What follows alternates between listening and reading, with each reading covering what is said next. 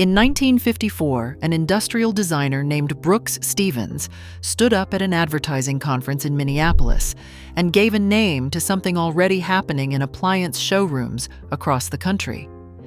He called it planned obsolescence, instilling in the buyer the desire to own something a little newer, a little better, a little sooner than necessary. That same year, refrigerators and stoves started arriving in new colors and new shapes every season, the way automobiles did. And a machine that still worked perfectly fine started to look old before it ever actually broke. There is one idea running through every item in this countdown. These 25 machines did not disappear because they stopped working. Most of them worked for decades. They disappeared because someone decided they should look finished, a little sooner than they actually were. You are going to hear that idea more than once before we are done. If you want more of this, hit that subscribe button, because what follows is about to change the way you look at everything that used to sit in your grandmother's kitchen. The appliance industry did not wait for these machines to wear out. It made them look old-fashioned, one new color and one new shape at a time. Let us count down the 25 lost home inventions that industry quietly buried. The appliance industry did not force your grandmother's hands off these machines. It replaced them, one invention at a time, until owning something meant doing almost nothing at all. Let us count down the 25 lost home inventions that industry quietly retired. Number 25. Somewhere on the side of an old house, if you know where to look, there is a small metal door built right into the brick, low enough for a child to reach, cold enough on a July morning that opening it felt like sticking your hand in an icebox. That was the milk chute. You did not think about it as an invention. It was just where the milk came from, in glass bottles, clinking against each other in a wire carrier, a little film of cream risen to the top. By the 1950s, more than half of the milk sold in America still came through a door like that one. Nobody rang a bell to tell you it was the last time a milkman would leave bottles in yours. The refrigerator got bigger, the grocery store got closer, and 1 week the door just stopped opening. If you remember the sound those bottles made settling against each other in the cold, you are part of a club that gets smaller every year. Number 24. In the back room, past where the good towels were kept, sat a machine with a roller the size of a rolling pin and a cast iron shoe that came down on it with a hiss. This was the mangle, and if your family had one, it was probably an iron right. Built up in Mount Clemens, Michigan, from the middle of the 1940s until 1961. You fed a damp sheet into the roller with one hand while your foot worked a pedal that brought the hot shoe down. And if you got the rhythm right, you could iron sitting in a chair, which the company called ironing the modern way. It took practice. Some people never got the coordination of hand and knee and simply gave up. Then, permanent press fabric arrived, and shirts stopped needing that kind of violence to look presentable, and the plant that once turned out 400 machines a day had nothing left to build. Number 23. Before the mangle even existed in most homes, there was the Bendix, the first automatic washing machine, shown off at a state fair in Louisiana back in 1937, and still a marvel 20 years later. You could start a load and walk away, which does not sound remarkable now, but to a mother who had spent her whole life wringing water out of wet cotton by hand, it was close to a miracle. The ads promised she could do the wash and mind the baby at the same time. That was the whole sale, not clean clothes.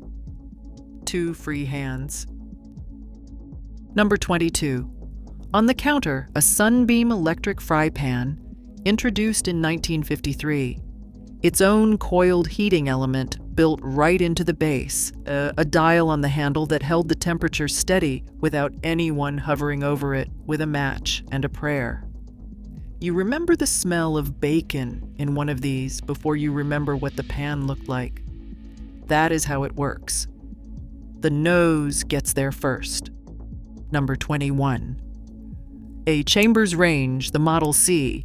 Self-cleaning before self-cleaning was a word anyone used casually, with a metal griddle built into the top that never seemed to need replacing.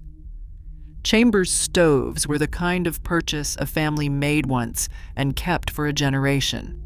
Sleek in a way that looked more like a piece of furniture than a machine for cooking. Number 20.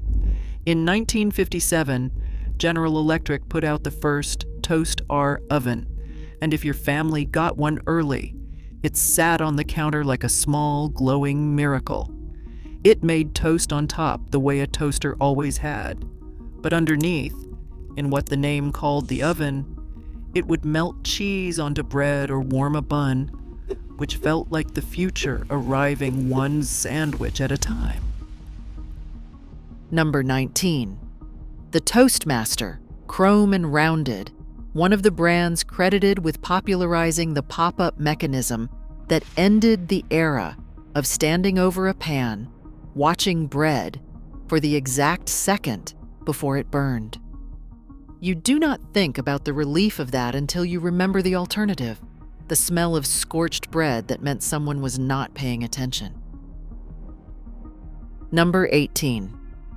Some kitchens, the ones with the newest money in them, had a Westinghouse dishwasher that loaded from the top, an internal basket that spun the dishes past a jet of water rather than pushing them through a tunnel the way dishwashers do now. It looked strange even then. It worked. Number 17. For the families in smaller apartments, there was a dishwasher shaped almost like a bread box, small enough to sit on a counter, the Colston, built for households that wanted the luxury without the square footage. It asked for patience. Each cycle only managed a handful of dishes at a time. Nobody minded. It was still faster than the sink. Nothing about it had worn out. It simply stopped being what a modern kitchen was supposed to look like. This next one takes some explaining, so let us slow down for a second. If you want something easier to sit with while we keep going, there is a playlist built for exactly this kind of listening in the description below. Old kitchen sounds, and the kind of quiet music that makes a Sunday afternoon feel like 1955 again. Follow it on Spotify and let it run in the background. Now, back to the kitchen. Number 16. The Kelvinator Foodorama, a refrigerator built around an idea nobody keeps anymore, that breakfast deserved its own dedicated space inside the appliance. It had a built-in breakfast bar, a section organized just for the things a family reached for first thing in the morning, so a mother was not digging past last night's leftovers for the butter and the juice. It made the whole cold box feel like it had been designed by someone who actually cooked in one. Number 15. In 1955, General Electric built a refrigerator and freezer combination that mounted flush into the wall, blending in with the cabinets instead of standing apart from them like a hulking machine. It looked decades ahead of the kitchen around it, which is a strange thing to say about something built to keep milk cold.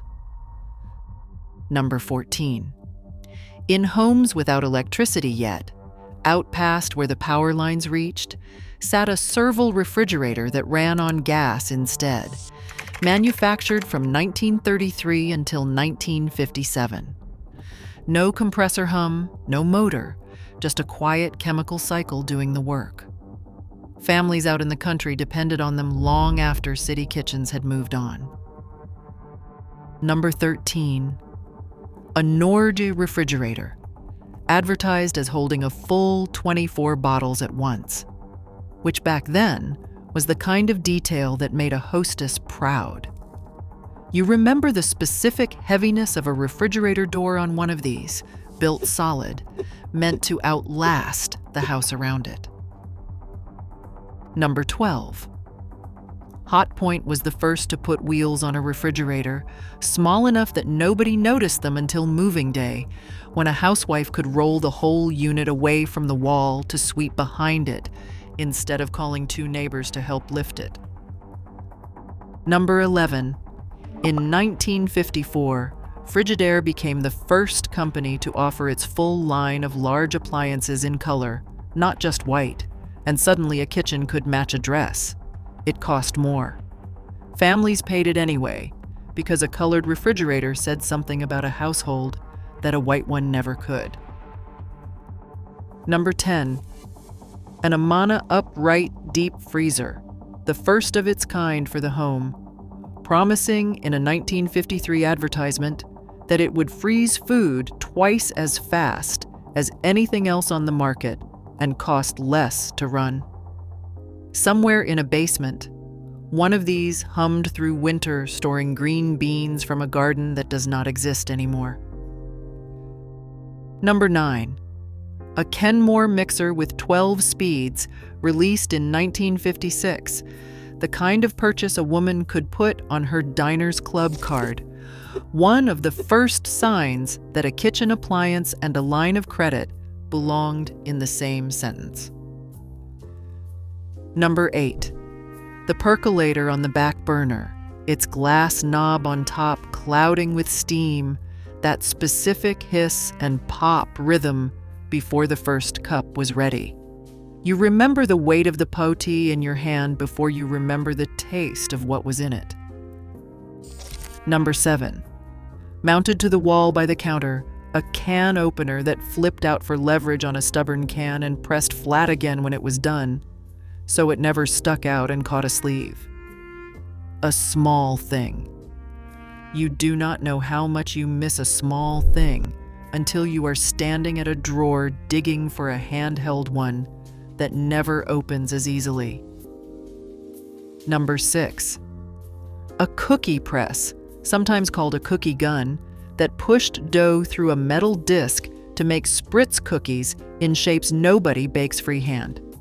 It came out of the drawer once a year, usually in December, and the whole kitchen smelled like butter and a holiday that was still a week away. Number 5. An electric egg poacher, individual metal cups suspended over steaming water, promising the same result every single time, instead of whatever a pot of simmering water decided to give you that morning. It traded a small skill for a small certainty. Number 4. The Tappan Fabulous 400, launched in 1959, dual ovens behind full glass doors so you could watch a roast without letting the heat escape. Collectors still call it the finest stove of the era, and standing in front of one, you understand why. Number 3. In the living room, an Admiral console that folded a 21-inch television, a radio, and a fully stocked bar into one cabinet, a steel tray for mixing, room for 32 glasses, and more than 30 bottles behind a liquor-proof door. It was where the neighbors ended up on a Friday night, whether or not that was the plan when the evening started. Number 2. In summer, a window unit air conditioner hauled up onto the sill and braced with 2 hands, the whole room dropping 10 degrees the moment it clicked on. 1953 alone saw about 1 million of these installed across the country. You remember the specific relief of walking from a hot yard into a room cooled by one of these before central air made that feeling so common, nobody remarks on it anymore. Number 1, and this is the one, if you had one, you probably remember with your whole body and not just your head. A hand crank ice cream maker, wood bucket packed with ice and rock salt, a metal canister inside it, and a crank that got harder to turn the longer you worked it until your arm ached and somebody's father took over the last few minutes, because the mixture had gone thick enough that a child could not finish it alone. Nobody bought this because it was easier than a store. Everybody knew it was not. You bought it because turning that crank together, taking your turn and then giving it up to the next set of hands was the whole point of a summer evening. And what came out at the end tasted like the work that went into it. Here is the thing about all 25 of these. None of them were better than what replaced them. The mangle scorched more than one shirt. The foodorama took up space a modern fridge would never waste. The percolator made coffee that a French press would call bitter and be right about it. That is not the point, and it never was. The point is the same one from the start of this video. Almost none of these machines failed. They simply stopped being what a modern kitchen was supposed to look like, a little sooner than they had any right to. Every single one of these asked something of you. A rhythm to learn, an arm to tire out, a door to walk to and open with your own hand at a specific hour of the morning. We traded that for speed, and speed is not nothing. Speed gave people back their evenings and their backs and their time. But somewhere in that trade, something quiet went with it. The particular kind of attention a slow machine demands from the person running it, and nobody rang a bell to tell you it was the last time you would give a machine that kind of attention. The milkman just stopped coming. The mangle just went to the basement and then to a yard sale. You did not know, standing there cranking that ice cream maker on what felt like an ordinary Tuesday, that in a few years nobody in your house would own one anymore. That does not mean you were foolish to love any of it. The kitchen you grew up in was real, and the hands that worked in it were real, and the fact that the world moved on from all of it does not erase what it gave you while it was there. You are allowed to miss a can opener. You are allowed to miss the specific sound of a bottle in a wire carrier. That is not nostalgia getting the better of you. That is just what it feels like to have lived through the end of something without anyone announcing that it was ending. So here is the question, and I would love to read your answer in the comments. If you could walk back into that kitchen for one morning, just one, what is the single sound from back then you would give anything to hear again? Not the appliance itself, just the sound it made. Tell me down below, and if you have not already, that playlist from the description is still there waiting, the kind of quiet you can sit inside while you write it.